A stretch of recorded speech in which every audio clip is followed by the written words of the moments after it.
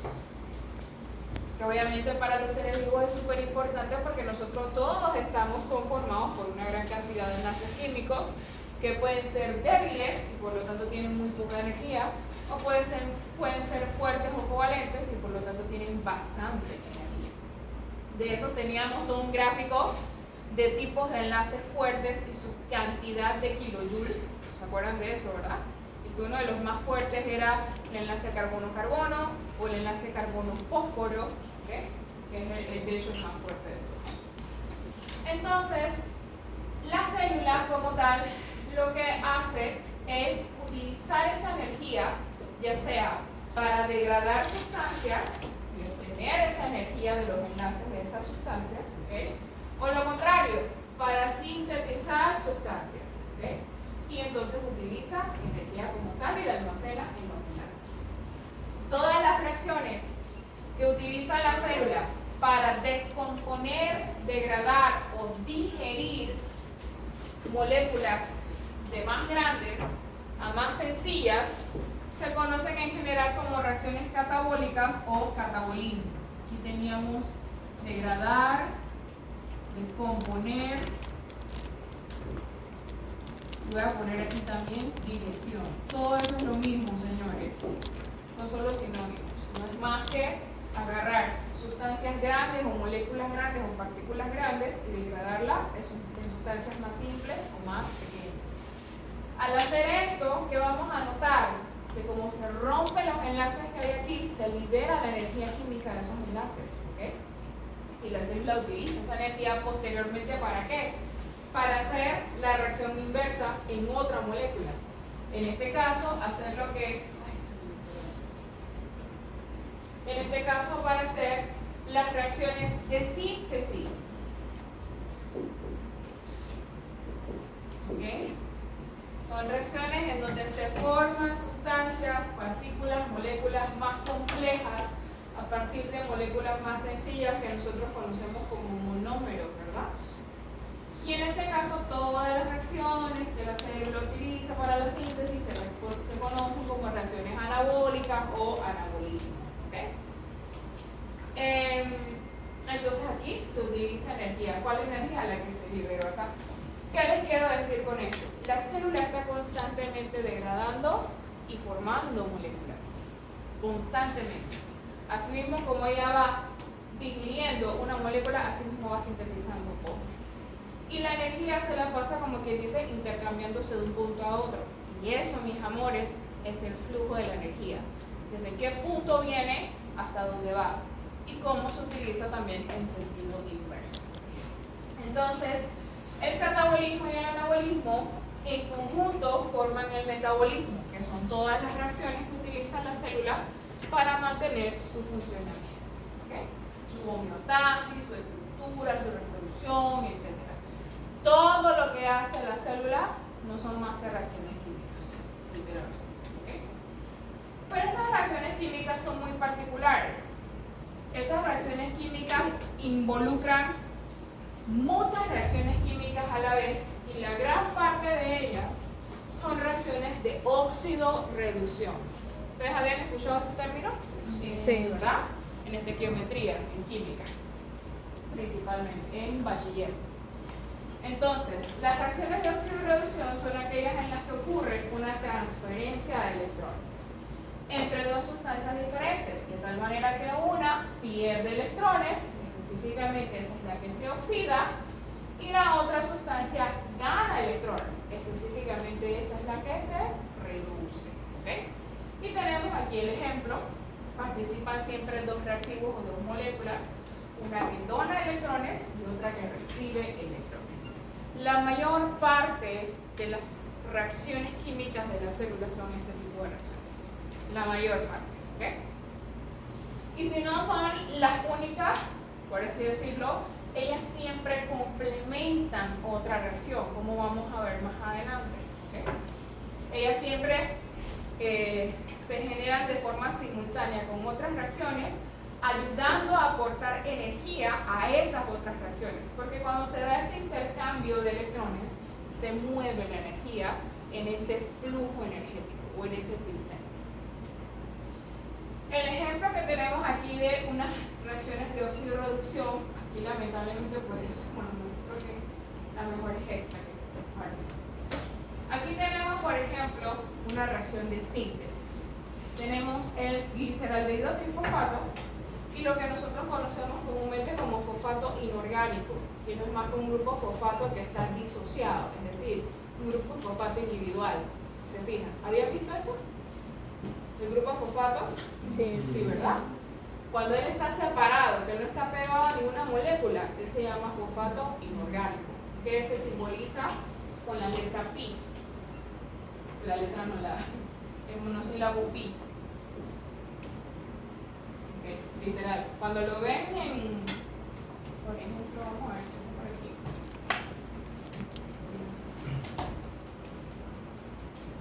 Vamos a ver esas letras.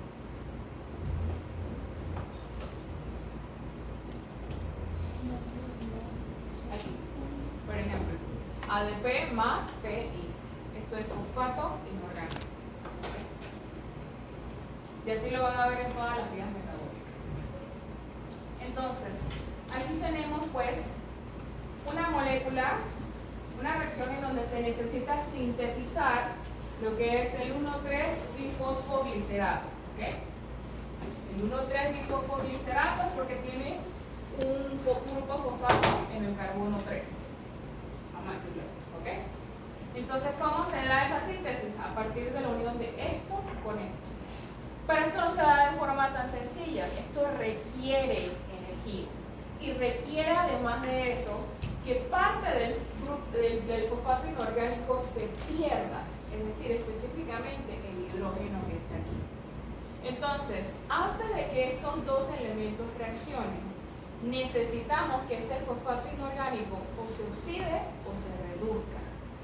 Y por esa razón vamos a notar que el fosfato inorgánico va a interactuar con otra molécula, que en este caso es el NAD, nicotinamidinocloruro. ¿Okay? Eso lo vamos a ver más adelante exactamente cómo es la molécula. Esta molécula se caracteriza porque ella o bien puede recibir protones, que es el caso que estamos viendo aquí, protones en el caso de hidrógeno, o puede hacer lo contrario, puede donar protones. ¿Okay? Y de esa manera ya después se oxida. Entonces, este tipo de moléculas también se les conocen como donadoras de protones. Está esta, que es el NAD, y también está el FA.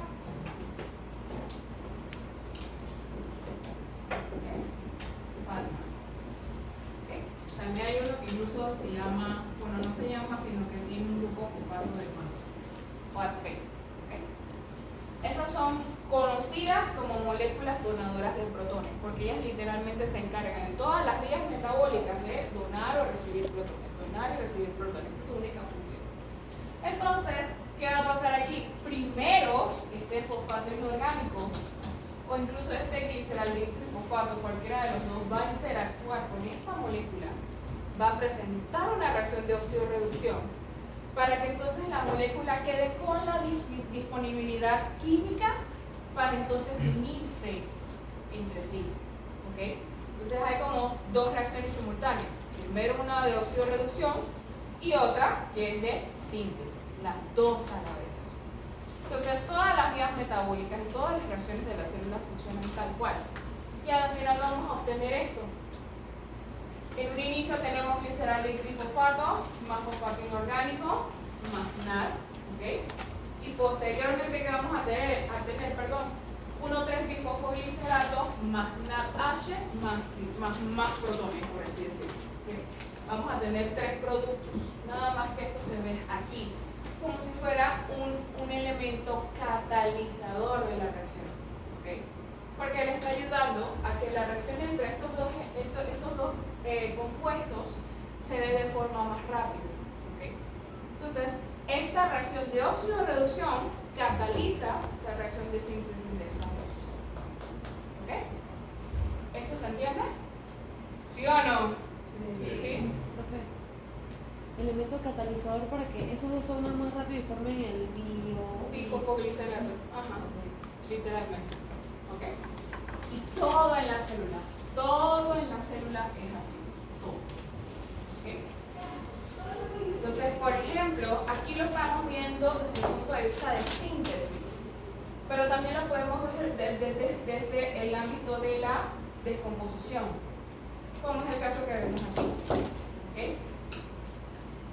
Vamos a verlo, ahorita vemos. ¿Okay? Cuando yo veo, por ejemplo, esto que es la respiración celular, obviamente, cuando ustedes ven este tipo de pasos en donde se dan diferentes reacciones, eso se llama vía metabólica. ¿Okay? En este caso, obviamente, porque estamos hablando de que se genera una molécula que la célula va a utilizar para sintetizar y degradar otro tipo de moléculas. Así que son vías metabólicas. Entonces, en este caso, vamos a notar, por ejemplo, que en un inicio nosotros ingerimos proteínas de la alimentación. ¿Okay? Y que esas proteínas necesitan degradarse a aminoácidos para que entonces nosotros utilicemos los aminoácidos para formar otras proteínas, porque la célula lo que hace literalmente es reutilizar y reciclar. Pero para poder hacer eso necesitamos una reacción de descomposición. Listo, ¿ok? Que esa reacción de descomposición se puede dar fácilmente con unas que otras enzimas, ¿ok? Pero para sintetizar una proteína a partir de esos aminoácidos que ahora tenemos, necesitamos como tal un catalizador o una reacción catalizadora en este caso. Entonces aquí, como podemos ver, para pasar de aminoácidos y sintetizar una proteína necesitamos fosfato inorgánico. ¿Okay? Necesitamos una reacción de oxidorreducción, que en este caso vamos a ver que la molécula que se está oxidando o reduciendo es específicamente ATP, adenosín trifosfato. ¿Okay? Y pasa de ATP a ADP. También puede pasar que, por ejemplo, en vez de ATP y ADP sea NADH, NADPH. ¿Okay? Y lo mismo en el caso de las otras biomoléculas. Nosotros literalmente podemos, en este caso, por ejemplo, de proteínas a aminoácidos obtenemos energía y se forma un ATP. Pero de aminoácidos a proteínas nosotros necesitamos energía y entonces agarramos la energía del ATP y quedamos reduciéndolo a ADP. ¿Okay? Todo es exactamente lo mismo, la cuestión es yo te doy a ti y después tú me das. Yo te doy a ti y después tú me das. ¿Okay? Y en el caso de la célula vamos a notar que la principal molécula donadora de energía o donadora de protones en muchos casos es el ATP. Es la molécula que permite el intercambio, por eso se le llama moneda energética. Cuando yo tengo dinero, ¿qué es lo que estoy haciendo? Yo estoy dando dinero para tener un recurso, ¿okay? X o Y. Y si yo quiero generar dinero para tener, como que dice, más recursos, entonces yo trabajo, estoy dando de mi recurso, que es mi tiempo, para generar más dinero. Y posteriormente ese dinero me ayuda a obtener otro tipo de recursos. Lo mismo pasa con la célula. La célula utiliza un recurso que ella tiene para generar, para pagar, como quien dice, otro recurso, ¿okay? Y a su vez ella utiliza ese otro recurso para pagar otro recurso más. ¿Y cómo hace ese tipo de intercambios? Utilizando la molécula de ATP. ¿Okay? La adenosín trifosfato. Ella da ATP para obtener un recurso y posteriormente de ese recurso ella también origina más ATP. Y es literalmente un ciclo. Doy ATP para generar más ATP. Doy ATP para generar más ATP. Y se la pasa así, literalmente. Por esas razones que nosotros vamos a ver también que en cualquier parte de sus puntos metabólicos la célula o invierte ATP o sintetiza ATP. Por ejemplo, aquí estamos viendo que de monosacáridos a ácido pirúvico se sintetiza una molécula de ATP. Pero si yo quiero hacer el sentido inverso, es decir, a partir de ácido pirúvico generar azúcares simples, que es lo que pasa, por ejemplo, en el endoplasmico liso, ¿okay? Entonces ella va a invertir ATP. ¿Okay? Específicamente, ¿qué es lo que vierte el ATP? El fosfato inorgánico. Aquí, para ver, por acá, mismo. Del ciclo de Krebs a ácido pirúvico se invierte ATP, se le da ATP. Pero del ácido pirúvico a ciclo de Krebs, bueno, aquí no se ve, pero yo lo que hago es generar ATP, sintetizar ATP. Estoy recibiendo lo contrario. ¿Okay? Estoy haciendo, perdón, el proceso contrario para recibir ATP en vez de dar ATP. ¿Esto se entiende? No escuché la pregunta. ¿Qué dijo para recibir ATP, mi amor? Ajá. Lo que dijo, lo último que dijo, no lo escuché. Para recibir ATP ella también da ATP. Es como como decir, es que quiero que lo vean muy gráfico.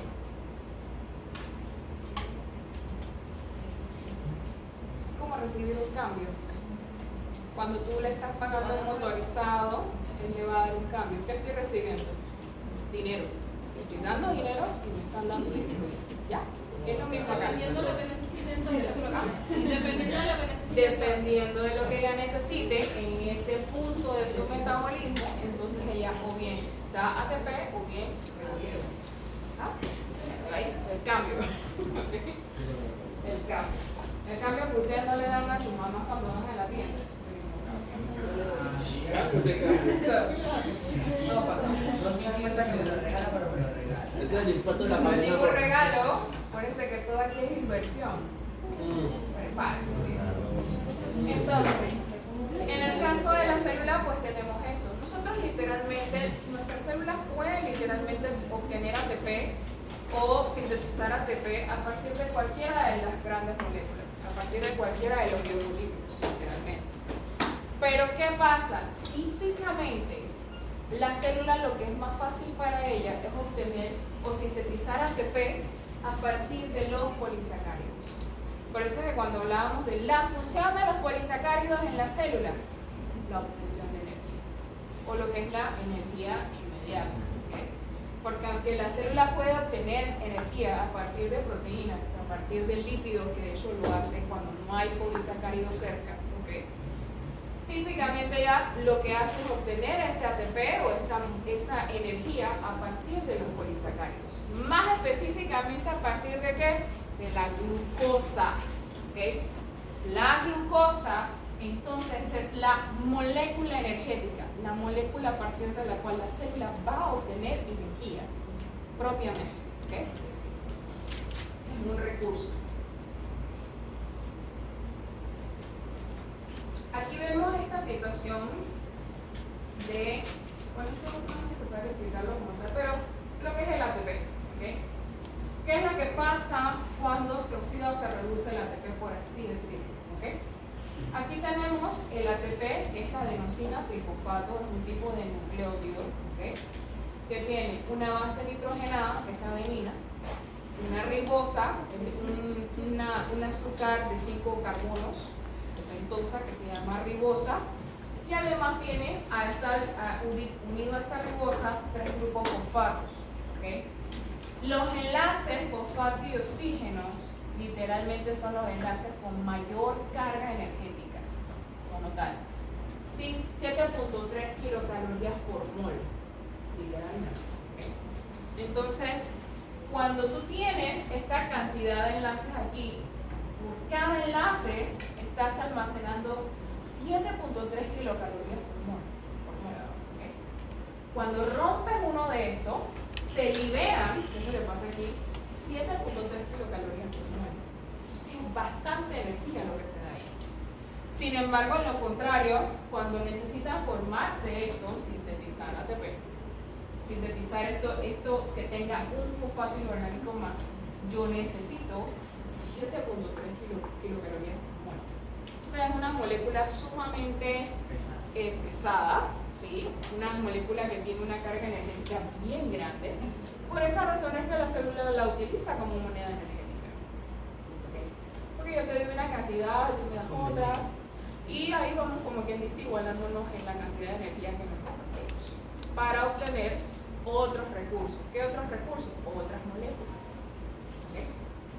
Entonces, bueno, por esa razón es que se utiliza, y miren lo que les estaba diciendo aquí, bisfosfato de adenosina, que es ATP, porque nada más tiene dos grupos fosfatos y el fosfato inorgánico, ¿okay? Que se simboliza con el PI. No es pi de 3 puntos, ¿qué? Se estoy cantando los servicios. Ok. Sino pi de fosfato inorgánico. O fósforo inorgánico. Eso es lo que significa. Entonces, bueno. Ahora bien, todas estas reacciones, sean cuales sean, las de oxidorreducción, las de síntesis, las de descomposición, las de doble sustitución o sustitución simple, las que ustedes quieran, ¿ok? Todas estas reacciones necesitan, además de acompañarse las unas con las otras, necesitan como tal una molécula que les ayude a catalizar esa reacción propiamente, ¿ok? Es como un plus que ayuda a que el sistema sea más eficiente. Y entonces aquí estamos hablando de las enzimas, ¿ok? Las enzimas son un tipo de proteínas que, como ustedes pueden ver, lo que hacen es acercar los reactivos para que entonces se logre dar la reacción más rápidamente y se presenten entonces los productos. ¿Okay?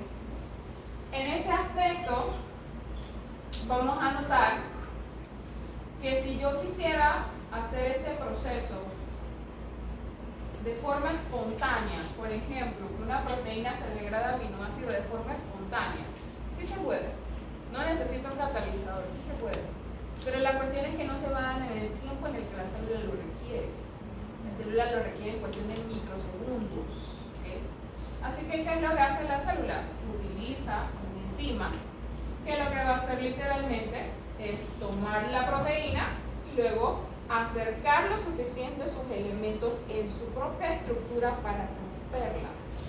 Y que de esa manera entonces se generen los aminoácidos. O en este caso que es como, esta es una descomposición con sustitución. Aquí tenemos una enzima, estos son los reactivos que se tienen que unir. La enzima los acerca molecularmente. ¿Eso qué quiere decir? Que acerca sus átomos lo suficiente para que interactúen entre sí y se formen los enlaces, ¿okay? Y de esa manera posteriormente se forma esta molécula con su enlace y bueno, aquí hay un producto más, otro producto secundario, ¿okay? En el caso de las enzimas, nosotros no hablamos de reactivos, hablamos de sustratos, ¿okay? Eso es muy importante que lo sepan para que no confundan una reacción normal con una reacción enzimática, ¿okay? Una reacción normal tiene reactivos, una reacción que involucra enzimas tiene sustratos, ¿okay? Se forma el complejo enzima-sustrato y luego entonces enzimas-productos. ¿Esto me lo están entendiendo? ¿Sí? Todas las reacciones, jóvenes, todas las reacciones de la célula tienen una enzima involucrada, todas y cada una, ¿okay? Aquí hay una enzima, aquí hay una enzima, aquí hay otra enzima. Y nos vamos todas las reacciones, literalmente, de descomposición, de síntesis, de sustitución, de lo que ustedes quieran. Todas tienen su propia enzima. Algo muy importante con las enzimas es que ellas son sumamente específicas para su sustrato. Si, por ejemplo, aquí en vez de tener esto, es como una L invertida, por así decirlo, tuviéramos un triángulo en el esquema de la imagen, ¿no? No se podría fijar a la enzima y de esa manera darse la reacción, porque ese no es el tipo de sustrato que ella es capaz de reconocer. Solamente este tipo de sustrato que sí encaja con ella, entonces es el que es afín a ella y el que ella puede procesar. ¿Okay? El sitio a donde se unen los sustratos en la enzima, que es este espacio que está aquí, se conoce como sitio activo.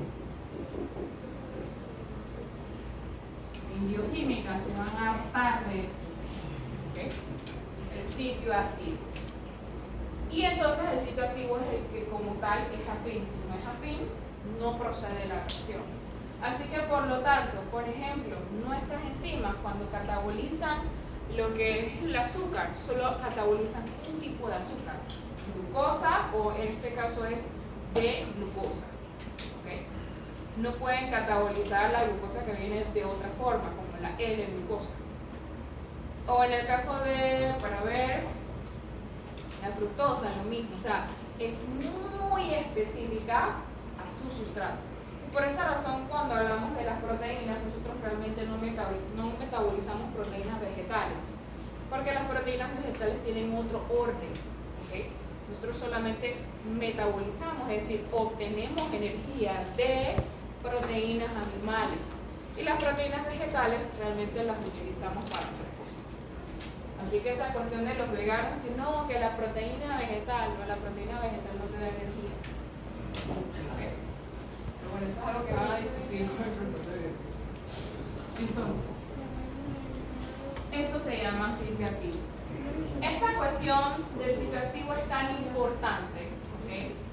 Que a veces vamos a encontrar moléculas que inhiban la fijación del sustrato a la enzima. ¿Cómo lo hacen? Cambiando la estructura del sitio activo.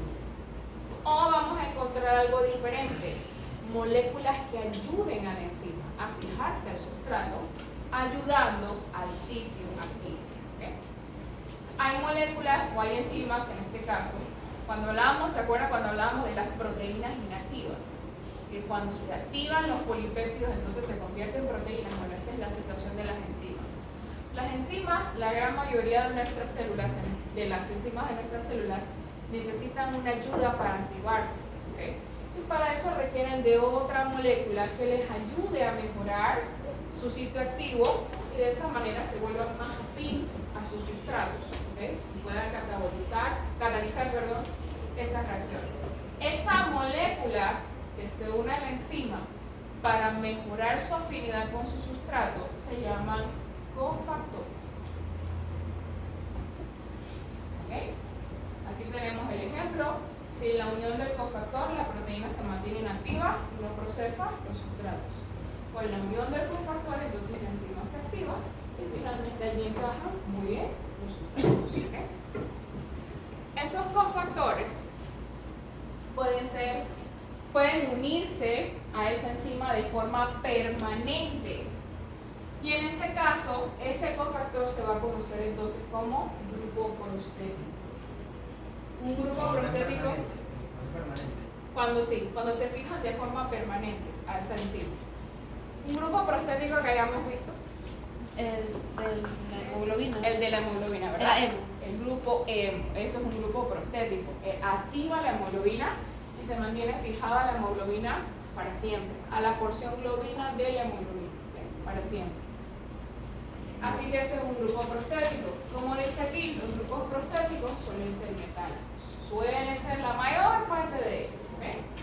Ahora, cuando tenemos un cofactor que se une de forma temporal, porque a veces está y a veces no está, o sea, todo depende de lo que necesite la célula. ¿Okay?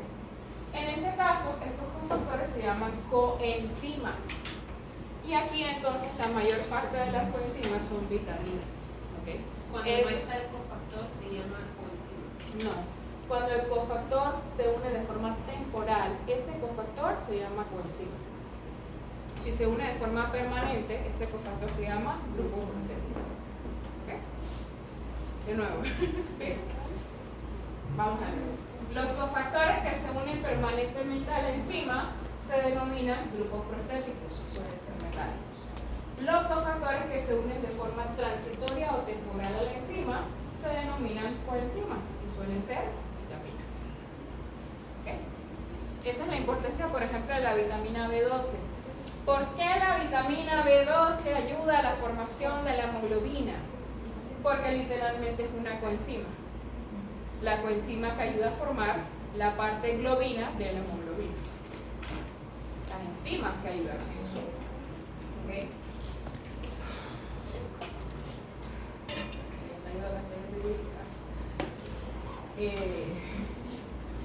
Está cansada.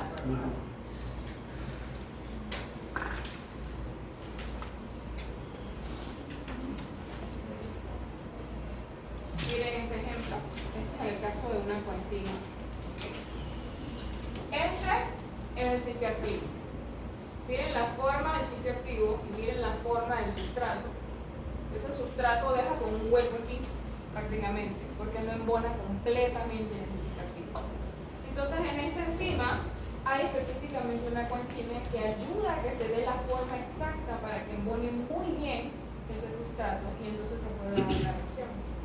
Pero este cofactor es una coenzima, es decir, que es transitorio, así que se coloca y una vez que se da la reacción, se separa del enzima. ¿Ok? Y bueno, es eso. Entonces, mis amores, todas las reacciones de la célula necesitan enzimas, ATP y moléculas oxidantes y reductoras como NADH, NADPH, FADH y FADPH. ¿Ok? Leanlo.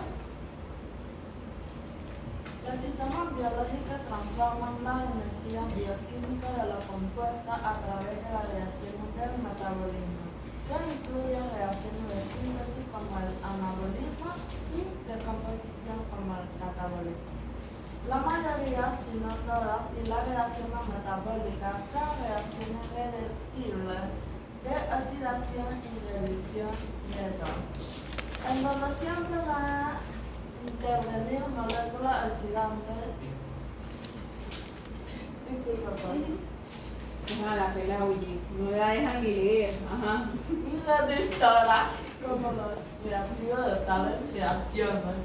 De todas las moléculas que participan en el metabolismo, la más importante es la ATP, que es sintetizada en las células y cuya hidrólisis provee de electrones y energía a todas las reacciones de la célula.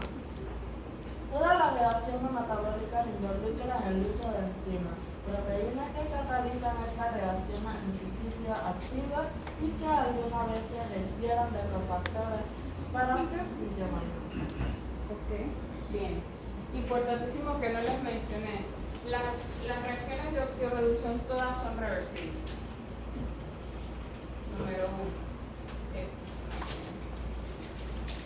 Todas son reversibles, siempre. Entonces, por esa razón nosotros podemos descomponer una proteína de aminoácidos y luego de esos mismos aminoácidos formar otra proteína, porque literalmente esas reacciones de oxidorreducción son reversibles. ¿Okay? Podemos hacer el proceso hacia adelante y hacia atrás. Y por otra parte, la síntesis de ATP.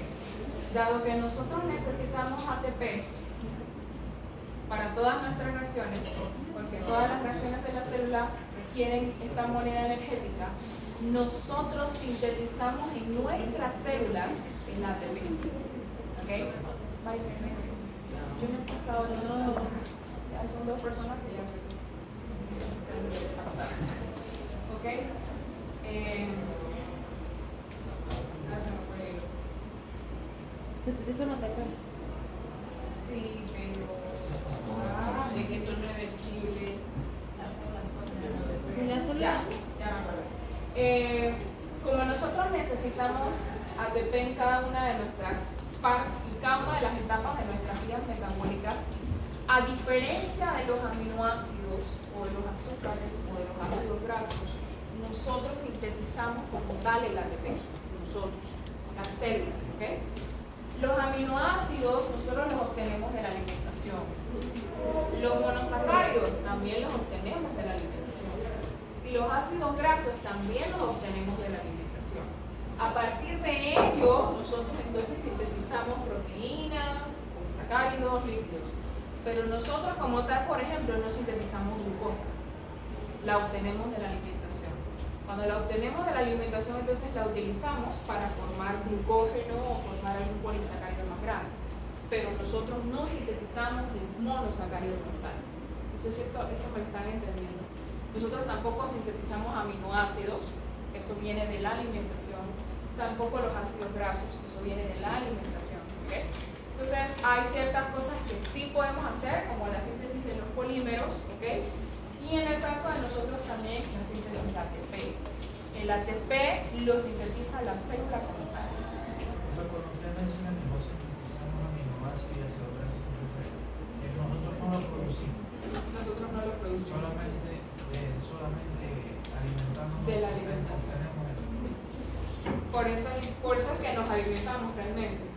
para obtener esos monómeros para entonces sintetizar nuestras biomoléculas, que son nuestros ladrillos. Es como decir, vamos a decirlo de esta manera, para hacer un ladrillo de la pared nosotros necesitamos arena y agua. Nosotros no fabricamos arena y agua, ¿verdad? Eso viene de la naturaleza. Lo que nosotros podemos hacer es agarrar la arena y agua que viene de la naturaleza y crear ladrillos. Entonces, si yo pudiera decir síntesis, nosotros podemos sintetizar ladrillos, más no sintetizar agua y arena. No sé si esto se entiende. Nosotros no tenemos los monómeros, nosotros solo creamos los polímeros. Y podemos degradar esos polímeros posteriormente para crear otros polímeros, pero los monómeros no los hacemos nosotros. ¿Okay? Por eso es que cada vez que escuchan al profesor de bioquímica, no, que los aminoácidos vienen de la alimentación y son 20 aminoácidos esenciales de la alimentación, ahí se van a volver un 8, pero es eso, nosotros no hacemos eso. Y la célula, en este caso, la célula como tal no sintetiza adenosín dinucleótido o adenosín trinucleótido, sino que nosotros tenemos el adenosín con el azúcar y le añadimos el fosfato o le quitamos el fosfato. Y de esa manera sintetizamos ATP o descomponemos ATP. Entonces, en ese aspecto, como la célula necesita mucho de esto, la célula constantemente está sintetizando ATP. Eso sí lo hace la célula propiamente. Y lo hace en un proceso que nosotros conocemos comúnmente como respiración celular.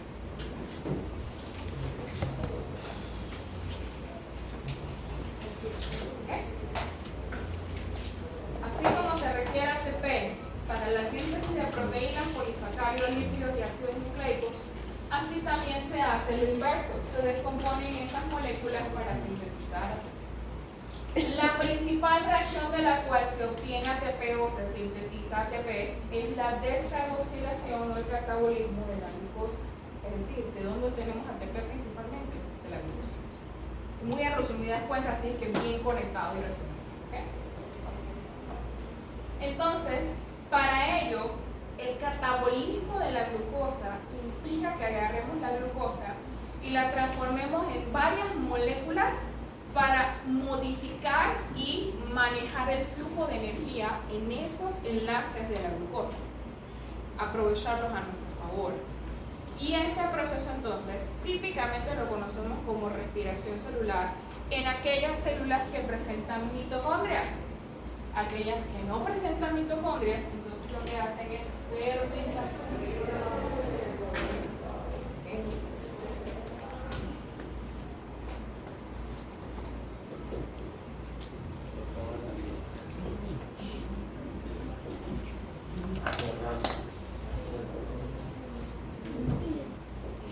Con él o la profesora de bioquímica, ustedes van a ver que la fermentación no es el único proceso en donde podemos sintetizar ATP que no requiera de mitocondrias. También está la vía de las pentosas, la vía del ciclo de Calvin, un poco de vías allí que van a ver después cuando no tienen mitocondrias. ¿Por qué?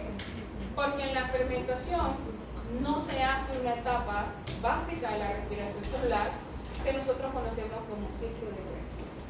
¿Okay? La fermentación no pasa eso. La fermentación es una degradación parcial de la glucosa, mientras la respiración celular es una degradación completa de la glucosa para sintetizar ATP. Entonces, lo que vamos a ver conmigo aquí es la respiración celular. Yo no la voy a profundizar tanto, solo necesito que sepan qué es lo que pasa en cada etapa de la respiración celular. ¿Okay? Chicos, pónganme un reloj porque yo sé que yo no puedo pasar. ¿Okay? Es a las 2. Así que, bien. Entonces, la respiración celular tiene 3 etapas básicas. Primero que todo, la glucólisis. Como su nombre lo dice, la glucólisis es el rompimiento de la molécula de glucosa, que tiene 6 carbonos, ¿ok? Se rompe en 2 moléculas de 3 carbonos. Pero ese rompimiento implica varios pasos, porque eso no se da tan sencillo como que, mira, agarras una enzima en una parte y agarras otra enzima en otra parte y rompes la glucosa. No, eso no se puede, ¿verdad? Entonces tienes que modificar la glucosa para que entonces ella encaje con una de nuestras enzimas y entonces se pueda romper ese enlace. ¿Okay? Por esa razón la glucólisis tiene dos etapas. La etapa como tal en la que se modifica para romperse, la que vemos aquí, es la primera fase, y luego la etapa en la que se modifica para que encaje con las enzimas antes de entrar al ciclo de Krebs. En cada una de estas etapas se involucran moléculas reductoras y moléculas oxidantes. ¿Eso qué quiere decir? En cada una de estas etapas o se sintetiza o se degrada o se utiliza ATP. ¿Okay? Aquí, por ejemplo, tenemos en la primera fase la glucosa. ¿Okay? La primera transformación o modificación que sufre esa glucosa es la adición de un fósforo en el carbono 6. ¿Okay? Entonces ella pasa de glucosa a glucosa 6-fosfato. Y luego esta glucosa se transforma en una fructosa. ¿Qué quiere decir eso? Que su grupo carbonilo pasa de estar en este extremo a estar en medio de la molécula. Entonces ella pasa de glucosa 6-fosfato a fructosa 6-fosfato. Y así te vas. Literalmente cada cambio, el cambio que les acabo de decir es que aquí estaba el grupo carbonilo en la glucosa, pero cuando ese grupo carbonilo no está en el extremo, sino que está en medio de la molécula, aquí hay un carbono ya, ¿okay? Esto se llama fructosa. Esa es la diferencia entre la glucosa y la fructosa de hecho. ¿Okay? Una es una aldosa y otra es una acetona. Entonces, estos pequeños cambios generan nuevas moléculas. Ajá. ¿Primera fase? La primera fase. ¿Cómo dijo que se llama? Primera fase de la glucólisis. Sí. Sí. O la primera etapa, pues podría decirlo, ¿ok? Luego está fructosa, como podemos ver aquí, involucra ATP, porque se obtiene un fósforo más, ¿ok? Y pasa a ser una fructosa 1,6-difosfato, es decir, una fructosa que tiene un grupo fosfato en el carbono 6 y en el carbono 1. Fructosa 1,6-difosfato. Eso es lo que significa. ¿Okay? Y así se va, literalmente. Aquí por lo menos ya encontramos una enzima, la fructosa 1,6-difosfato deshidrogenasa, si mal no recuerdo, ¿okay? Que ella logra romper esta molécula en dos moléculas de 3 carbonos. Y obtenemos dihidroxiacetona, fosfato y gliceraldehído trifosfato. Luego esto entra a la siguiente etapa, en donde se vuelven a modificar esas moléculas de 3 carbonos. ¿Sí? Y así va. Y como podemos ver, involucra no solamente ese cambio, sino que ese cambio entonces va a incorporar la síntesis o adición de moléculas donadoras de protones y la síntesis o adición de ATP, moléculas donadoras de electrones en este caso. ¿Okay?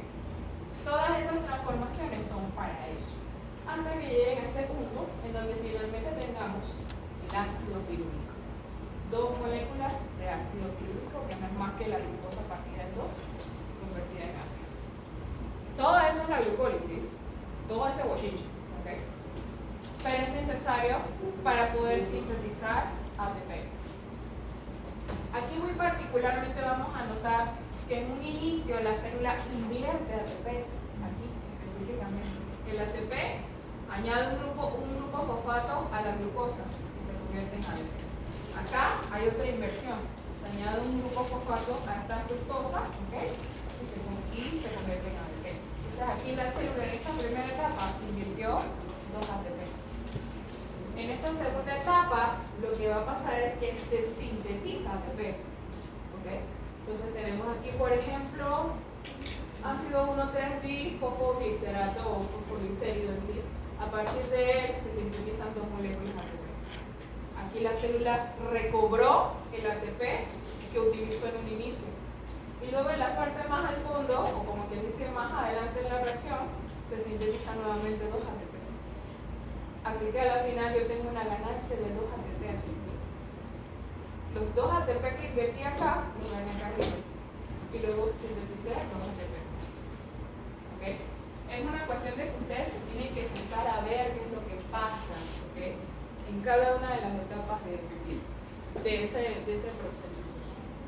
Otra cuestión que vemos aquí es que se sintetizan moléculas donadoras de protones, NADH. ¿Okay? ¿Y cuál es el resultado final de la glucólisis? Voy a tener dos moléculas de 3 carbonos, que es el ácido pirúvico, una ganancia de 2 ATP, ¿okay? Invertí 2, gané 4. Así que si hago la diferencia, una ganancia de 2 y también 2 moléculas donadoras de protones que van a tener una función posteriormente. Esto, mis amores, los hacen todas las células existentes, procariotas y eucariotas. ¿Por qué? Porque la glucólisis es un proceso que se realiza ¿dónde? En el citoplasma. Jóvenes, no lo confundan con la glucogenólisis. La glucogenólisis es literalmente el rompimiento del glucógeno en el retículo endoplásmico liso, ¿okay? Y en el citoplasma en algunos casos. La glucólisis es el rompimiento de la glucosa y solamente se realiza en el citoplasma para obtener energía o más ATP. ¿Okay? Esta es la primera etapa de la respiración celular. Otra característica, la glucólisis es un proceso anaerobio. No significa que sea un proceso en donde el oxígeno sea un impedimento. ¿Okay? No significa que si, por ejemplo, hay oxígeno en su entorno, esta reacción no se vaya a dar. No. Significa que esta reacción no requiere de oxígeno, esté o no esté en el entorno, ella no requiere de oxígeno. Así que este es un proceso 100% anaerobio.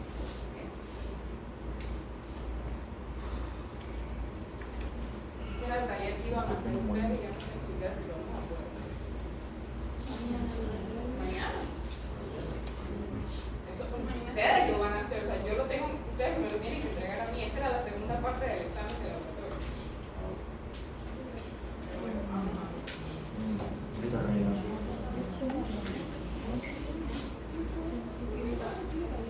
Aquí hay más cosas que mencionar. Por ejemplo, se generan también 2 protones, se generan 2 moléculas de agua. Y bueno, una vez que pasa esto, que tenemos el ácido pirúvico. En el caso de las células eucariotas, el ácido pirúvico puede difundir hacia el interior del ámbito núcleo. ¿Okay? ¿Para qué? Para potenciar la síntesis de más ATP. Porque si yo me quedo nada más con la glucólisis, de una gigante molécula como la glucosa, nada más voy a obtener 2 ATP. ¿Eso de qué le sirve a la célula? Si la célula está constantemente haciendo reacciones químicas. Así que necesita mucho ATP y necesito más plata. El trabajo no me da, así que necesito otro trabajo, ¿verdad? Bueno. En el caso de la célula, entonces, lo que hace es que difunde ese ácido pirúvico a la matriz mitocondrial. ¿Para qué? Para que entre en un ciclo de transformaciones que se conoce como ciclo de Krebs o ciclo del ácido cítrico.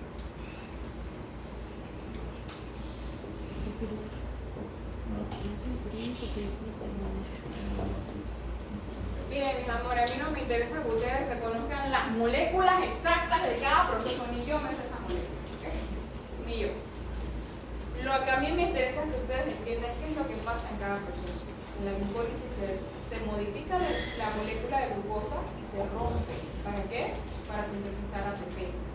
¿Okay?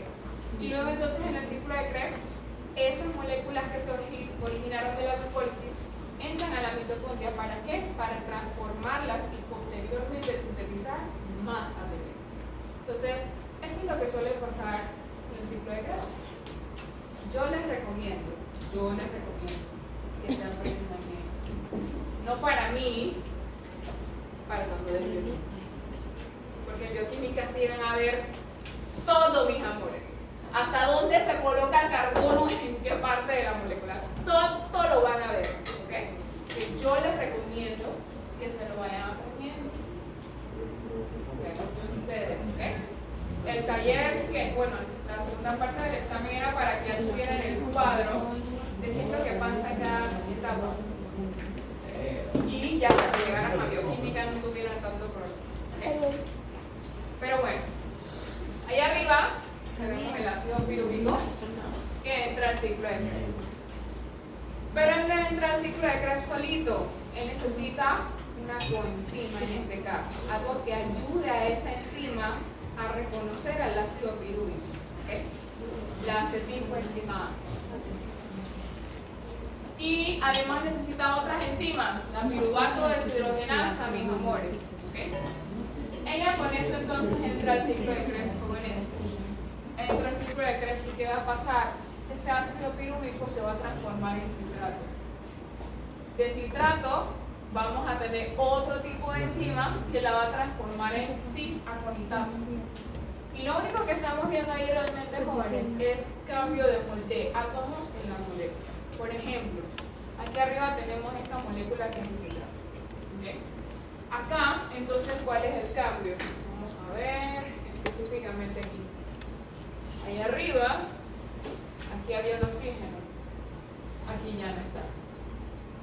Y luego si yo sigo viendo la modificación, para ver cuál es la modificación aquí, aquí, ¿verdad? Y si yo sigo viendo, entonces ¿qué pasa? Se pierde lo que había aquí. Y luego sigo más adelante, se pierde todo lo que había acá.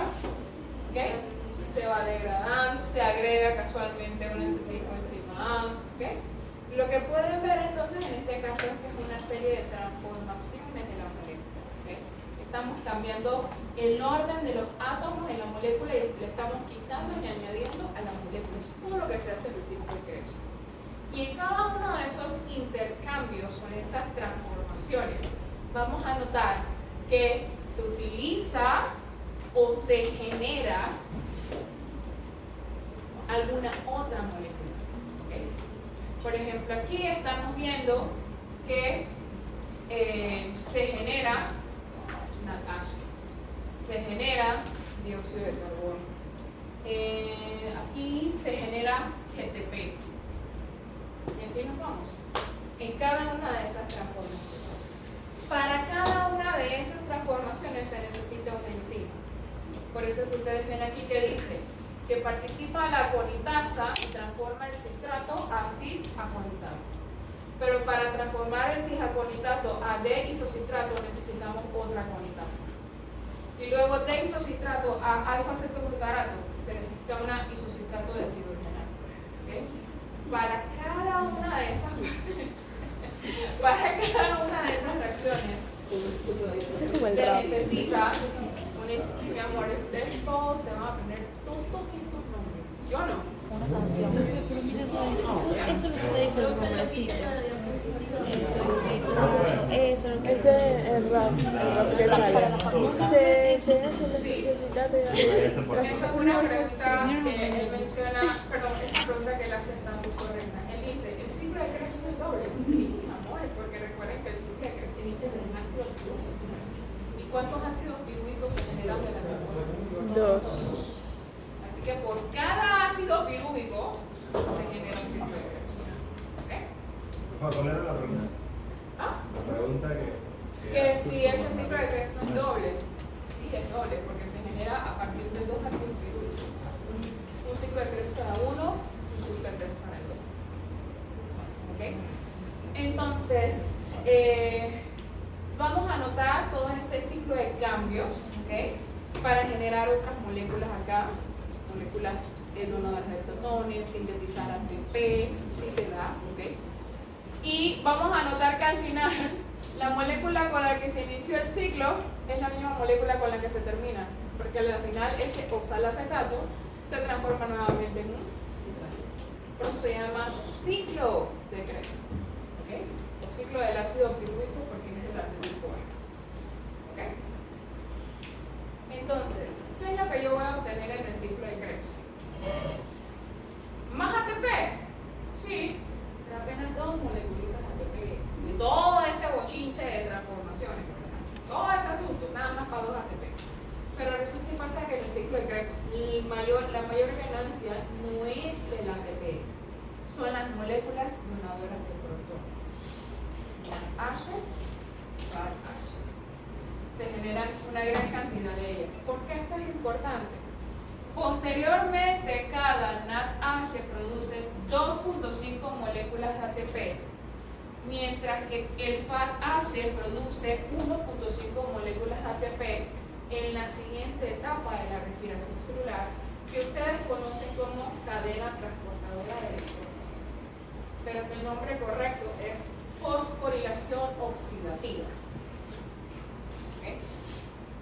Entonces, a la final, el objetivo del ciclo de Krebs es generar esto: nicotinamín, dinucleótido y el flamín, adenín, dinucleótido, si mal no recuerdo cómo se llama. No me acuerdo exactamente cómo se llama. Entonces, para que ayuden en el proceso posterior. Además de eso, yo voy a obtener dióxido de carbono, voy a obtener agua, voy a obtener protones, ¿ok? Eso siempre se va a presentar en cada una de las etapas de la respiración celular. Finalmente, entonces tenemos la tercera etapa de la respiración celular, mis amores, que es la más importante. ¿Por qué? Porque es la etapa en la que más se sintetiza ATP. Ese es el objetivo de todo este bochinche, sintetizar ATP. Pero sintetizar ATP en cantidad, ¿ok? ¿Y dónde o en qué momento se va a dar esto específicamente? En la última etapa de la respiración celular, que es la fosforilación oxidativa. Entonces vamos a ver la fosforilación oxidativa. La fosforilación oxidativa, o la cadena transportadora de electrones, se da específicamente en las crestas mitocondriales. ¿Okay? Hay dos cosas que no mencioné anteriormente. Primero que todo, el ciclo de Krebs se da en la matriz mitocondrial. En la matriz, señores, no en el espacio intermembranal, no fuera de la mitocondria, no, en la matriz mitocondrial. Y es un proceso como tal, no necesariamente aerobio, pero que puede funcionar como oxígeno. ¿Okay? Así que vamos a catalogarlo como aerobio, pero realmente él es más o menos facultativo. ¿Okay? Otra cosa que mencionar.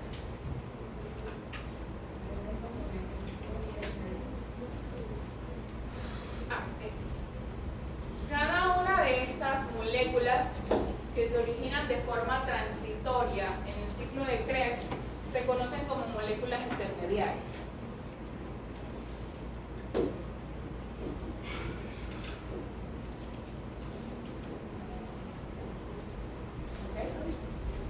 Como moléculas intermediarias: citrato, aconitato, cetoglutarato, succinico-A, succinato, todo este bochinche son moléculas intermediarias del ciclo de Krebs. ¿Okay? Y en ese aspecto, muchas de estas moléculas a veces no terminan el ciclo. A veces se salen del ciclo y literalmente se expulsan al citoplasma cuando hay fallos en la mitocondria. ¿Okay? Como por ejemplo las enfermedades mitocondriales. ¿Okay?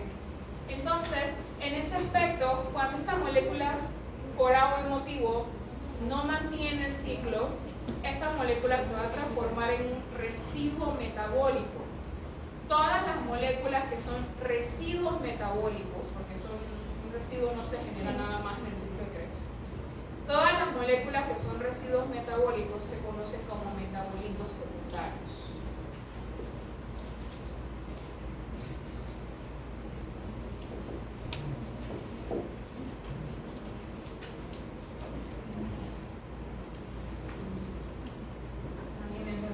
Es básico, pero básico.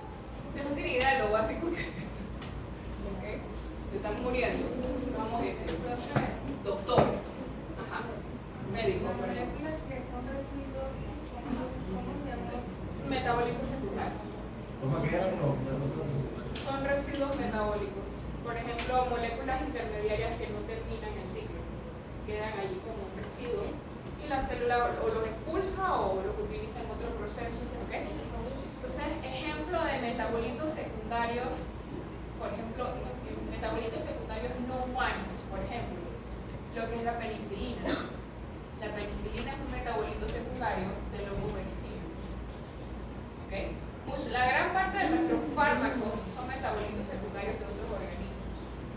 que no es más que moléculas intermediarias que se originaron en el proceso de metabolismo de las otras células y que los utilizan. Bien, vamos ya a la parte más importante, que es la cadena transportadora de electrones que se presenta en la matriz mitocondrial. La cadena transformadora de electrones o fosforilación oxidativa, ella se desarrolla gracias a un complejo de proteínas que son tanto proteínas transportadoras de electrones como bombas proteicas de hidrogeniones. Vamos a entender esto ahora que veamos eso. Ajá. O protones. Ellas transportan electrones y bombean protones. Eso es lo que hacen. ¿Okay? Pero cada una de ellas tiene su función. Y por eso nosotros vamos a encontrar 4 complejos proteicos y por primera vez y única vez una única proteína de membrana, proteína integral de membrana, que es enzimática, se llama ATP sintasa.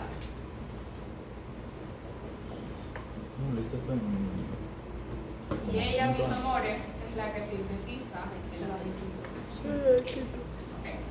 Entonces aquí tenemos 4 bombas proteicas en la matriz mitocondrial y una proteína enzimática de membrana.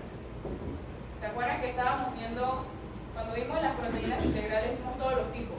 Receptora, de adhesión, transportadora, marcador molecular, ¿ok? Y nunca vimos una enzimática. Bueno, la ATP sintasa es un ejemplo de enzimática.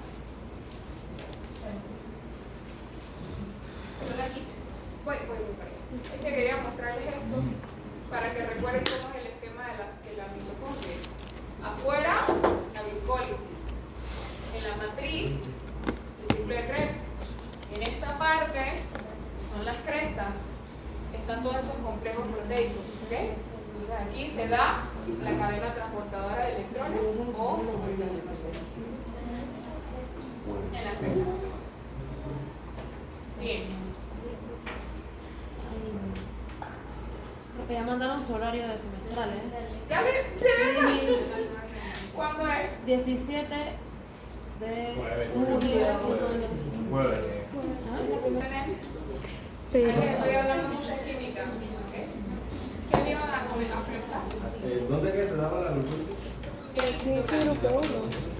Ahí dice grupo 1. Me imagino que grupo 1. Pero acá sale el grupo 2.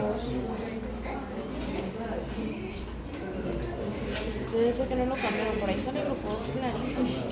Ok, prestemos atención a esto último pues y con esto terminamos la clase de hoy. Pero el problema es que cada vez que les digo eso, ustedes con más razón se quieren y no prestan atención. Presten atención, ¿ok? Esta es la parte más importante de la respiración celular. La última etapa de la respiración celular. ¿Okay? Creo que esto no tiene audio.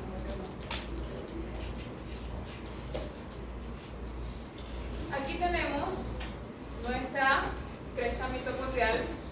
Ahorita está pasando rápido, no se preocupen, pero ahorita vamos a explicar qué es lo que pasa aquí. ¿Okay? Y luego finalmente la ATP síntesis. Entonces vamos a ver varias cosas. Vamos a aplicar transporte de membrana aquí.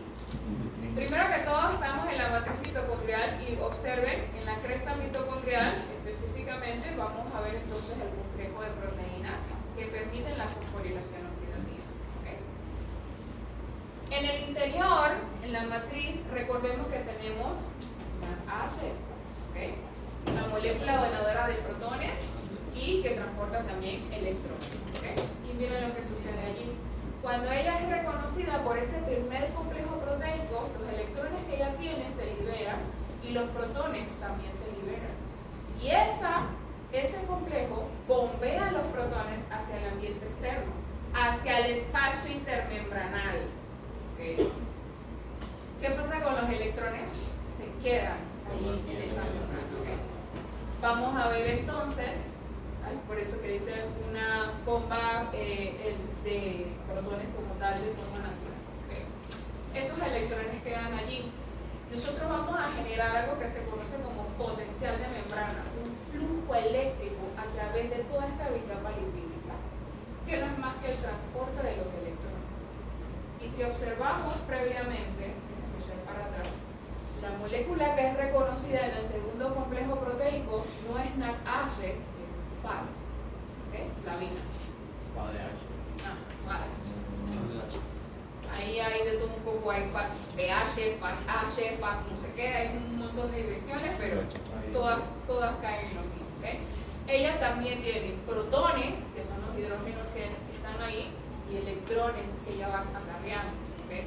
Esos electrones vienen del ciclo de Krebs, no es que se originaron de la nada. ¿Okay? Entonces, allí tenemos transporte de electrones. Pero es el tercer complejo proteico el que bombea los protones, el que bombea esos hidrógenos. ¿Y qué está pasando ahí? Los electrones van pasándose, transportándose de una proteína a otra, ¿okay? Mientras se va bombeando protones hacia arriba. ¿Qué es lo que va a pasar? Va a haber una gran concentración de protones en el espacio intermembranal. ¿Eso qué significa? Que hay una gradiente de concentración, ¿verdad? Una gradiente de concentración que de forma natural va a ir hacia adentro, porque hay muchos hidrógenos afuera, ¿verdad? ¿Ok? Pero bueno, más adelante vamos a ver cómo ellas entran en el cuerpo. Seguimos viendo entonces cómo se transportan esos electrones, ¿okay? Al cuarto complejo proteico, ¿okay? Y queda hasta allí. Hasta allí es el proceso de transporte de electrones. Por eso se llama, le dicen, cadena transportadora de electrones. ¿Okay? Ahora, en este último punto, esos electrones no pueden quedar allí. Esos electrones necesitan utilizarse en algún otro proceso. ¿Okay? Así que lo que hace la célula es que los utiliza para generar moléculas de agua, que siempre se necesitan en la célula. Entonces, del oxígeno que venía del ciclo de Krebs y algunos protones que también venían del ciclo de Krebs, ella va a utilizar esos electrones para formar dos moléculas de agua. ¿Okay? El oxígeno entonces es la última molécula o el último átomo que recibe como tal, el oxígeno por lo tanto es el último átomo que recibe a los electrones de la cadena transportadora. ¿Okay?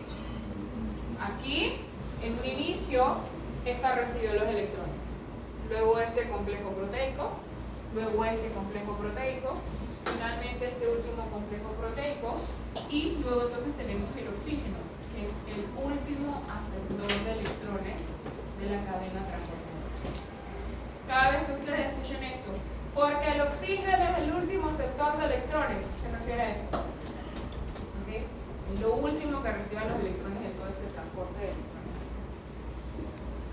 ¿Por qué se tiene que hacer esto? Porque si se mantienen los electrones allí, ¿ves? Se forma un tranque de electrones como tal. No van a ningún lado. Si no hay oxígeno, no van a ningún lado, se quedan allí. ¿Okay? Por esa razón entonces nosotros pues utilizamos el oxígeno para respirar. Si no se da, si no hay oxígeno, no se completa la respiración celular. ¿Okay? Esta es una etapa de la respiración. ¿Okay? Ahora, ya teniendo todo esto, profesor, entonces ¿cómo se sintetiza el ATP? Con la ATP sintasa. ¿Okay? La ATP sintasa es una proteína de membrana enzimática que lo que ayuda es a unir fosfato inorgánico con ADP. Entonces, por cada 2.5 hidrógenos que esté ahí arriba y que pasen hacia abajo, ella va a unir un fosfato inorgánico con un ADP. Vamos a ver eso.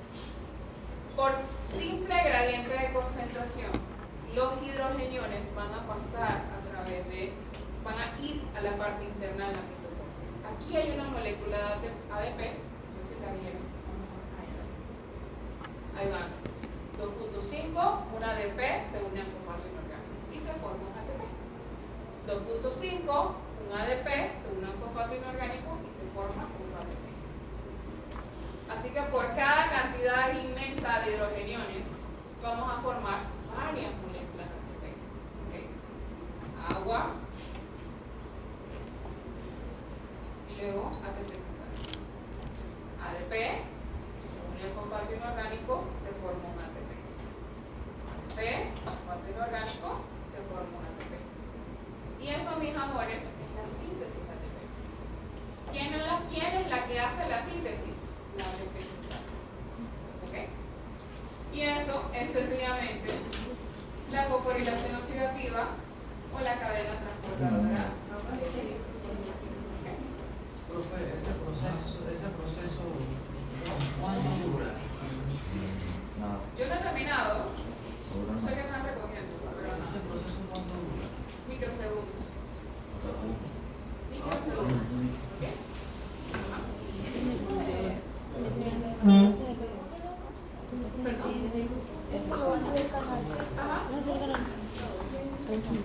Así que no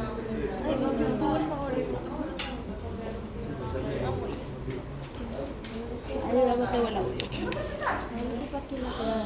¿Ustedes no vieron las mitocondrias? No, yo Tomás, que iba con mi topo. Usted dijo que iba a esperar hasta llegar a un cambio. Ay, verdad, era hasta este tema.